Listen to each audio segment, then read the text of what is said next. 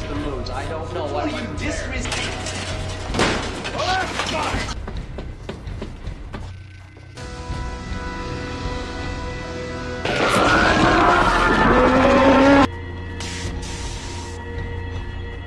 Crock of shit. Yeah, fuck you too!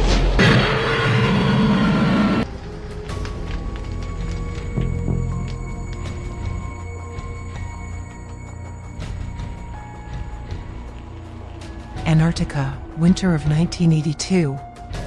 A freezing wind lashes the American research station when, suddenly, the roar of a Norwegian helicopter shatters the silence.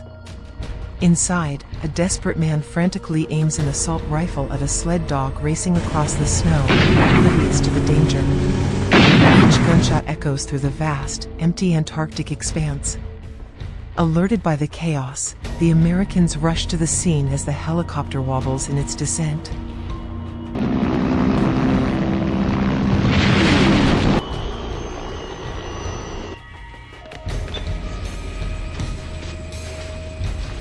With trembling hands, the Norwegian pulls out a grenade, but fate plays a cruel trick on him.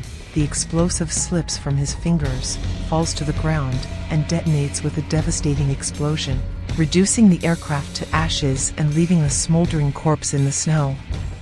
Maddened, the survivor keeps firing at the dog, shouting incomprehensible words in desperation. His voice is an echo of fear, a warning that no one understands. But when he wounds one of the Americans, Gary, the station director, is forced to shoot him down. With a single shot, the Norwegian collapses, his warning lost to the wind.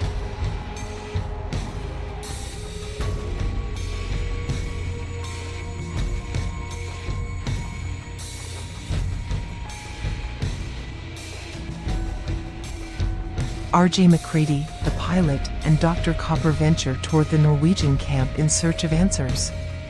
What they find is a frozen nightmare, charred structures, horrifically mutilated bodies, and a massive block of ice that appears to have been excavated, as if something had been taken from within. Amidst the ashes, an impossible corpse, a monstrous fusion of two human faces, locked in an eternal grimace of agony. Back at the station, biologist Blair examines the remains, but what he finds is even more unsettling: normal, human organs. How can something so alien seem so human? Meanwhile, Clark leads the sled dog into the kennel with the other animals. In the dim, freezing shelter, the dogs grow restless. Something is wrong. Suddenly, the newcomer begins to twist grotesquely, its skin cracking open as writhing appendages and monstrous claws emerge from within. Horror erupts as the creature lashes out at the other dogs, tearing them apart in a savage bloodbath. Their agonized howls alert the team, and in a desperate act, Childs ignites the flamethrower, reducing the monstrosity to ashes.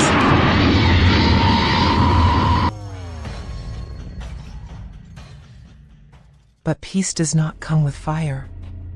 The autopsy reveals a chilling truth: the thing is capable of perfectly imitating any form of life. The team reviews the Norwegian footage and traces the horror's origins.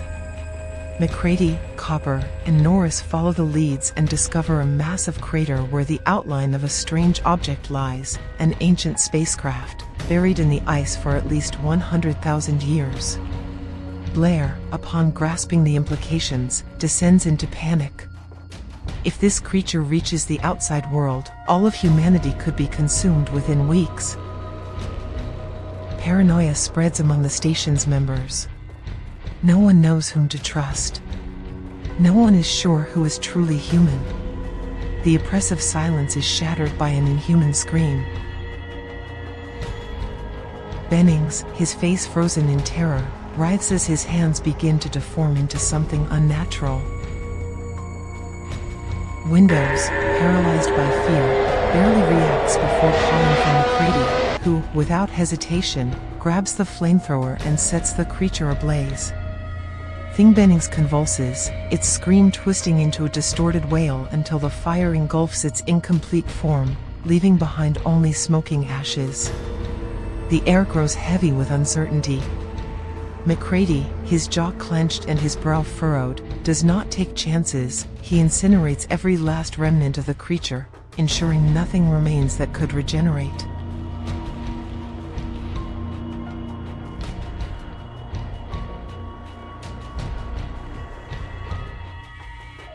As the flames devour the unknown, Blair succumbs to pure terror elsewhere in the station. Desperation consumes him, and in an effort to prevent the creature's escape, he sabotages every means of transportation, the vehicles, the radio, even the remaining dogs. When the team finally finds him, Blair is a man on the brink of madness. His gaze is empty, his breathing erratic, and in his trembling hands, a revolver and an axe, symbols of his growing paranoia. MacReady, recognizing the danger, acts swiftly. With effort and caution, he subdues Blair, who struggles wildly, but exhaustion betrays him. They lock him inside the tool shed, leaving him alone with his fear and broken mind. The atmosphere thickens further. Copper, searching for a way to distinguish humans from the creature, proposes a blood test, but when they discover the blood reserves have been destroyed, suspicion poisons the group. Tension erupts into accusations. Defiant stares, frantic breaths, trembling hands gripping weapons, no one trusts anyone. In the midst of the chaos, MacReady, with his unshakable resolve, takes command. Now, more than ever, survival depends on his decisions. The icy air of Antarctica grows even more oppressive as MacReady, Windows, and Knowles come across Fuchs' charred corpse. The sight is chilling. His blackened body lies in the snow, a grim testament to the horror that has consumed the station. The only possible conclusion shakes them to their core. Fuchs must have taken his own life to avoid becoming something inhuman. Paranoia burrows deeper into their minds. While Windows returns to the base, MacReady and Knowles continue their investigation in MacReady's cabin. Amidst the shadows and biting cold, they find a torn shirt, an unsettling clue that something is terribly wrong. Knowles, overwhelmed by suspicion, reaches a terrifying conclusion: MacReady has been assimilated. Without a second thought, he abandons him to his fate in the raging blizzard. Back at the station, the tension is unbearable. MacReady remains outside, exposed to the brutal cold, while the rest of the team debates whether to let him in. Distrust has reached its peak. But MacReady does not wait for their decision. With fierce resolve, he smashes a window, forces his way into the station, and, his eyes ablaze with fury and desperation, threatens to blow the entire place up if anyone approaches him. His voice reverberates with contained rage, the reflection of a man who has been betrayed and has nothing left to lose. Chaos erupts once again as Norris, overwhelmed by the escalating tension, suddenly collapses, his body convulsing. Everyone assumes it's a heart attack, but in this cursed place, death is never what it seems. Copper kneels over Norris, his breath quick and nervous as he prepares the defibrillator. The tension in the room is suffocating, fear nearly tangible in the freezing air of the station. As he administers the shock, reality itself fractures in a moment of sheer horror. Norris' chest bursts open like a monstrous jaw, snapping down on Coppa's arms with a cruel, impossible bite. A blood-curdling scream fills the room as the creature fully reveals itself, its grotesque mutation spreading, generating a new and abominable form from within its own insides. MacReady does not hesitate. With the flamethrower ignited, he unleashes fire upon the monster, watching as its twisted limbs burn in infernal flames. But the horror is far from over. From the smoldering remains, Norris' head detaches, hitting the ground with a wet, sickening thud. In a desperate attempt to escape, it reshapes itself, elongating grotesque spider-like legs, moving with unnatural intelligence. It's not enough. MacReady incinerates it before it can flee. The atmosphere becomes unbearable. Paranoia consumes the group. MacReady, his face set in grim determination, orders everyone to be tied up. The distrust is absolute. Childs and Clark refuse, and when Clark, his eyes blazing with fury, lunges at him, MacReady fires. A single, sharp gunshot, and Clark falls. There is no time for remorse. MacReady explains his theory: each cell of the creature is an independent organism with a survival instinct. To prove it, he heats a copper wire to red hot and plunges it into each member's blood. One by one, the blood remains inert until it's Palmer's turn. His blood reacts violently, spasming grotesquely.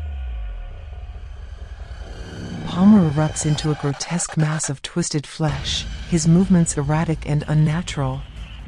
He lunges at Windows, infecting him within seconds. MacReady, cursing under his breath, incinerates them both.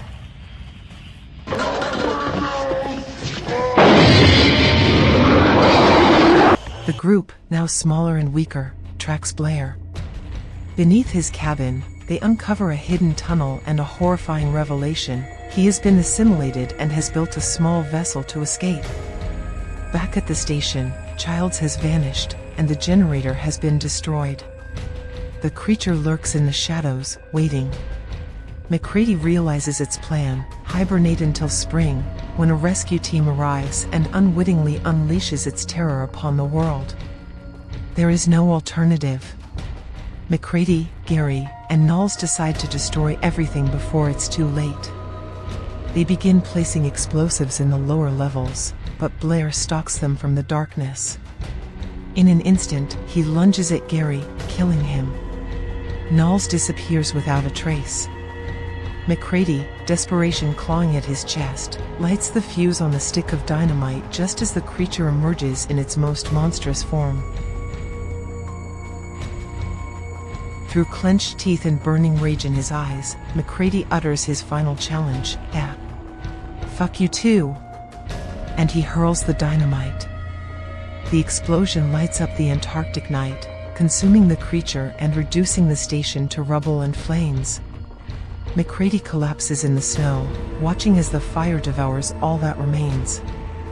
From the darkness, Childs reappears, his expression unreadable. He claims he was lost in the storm while chasing Blair.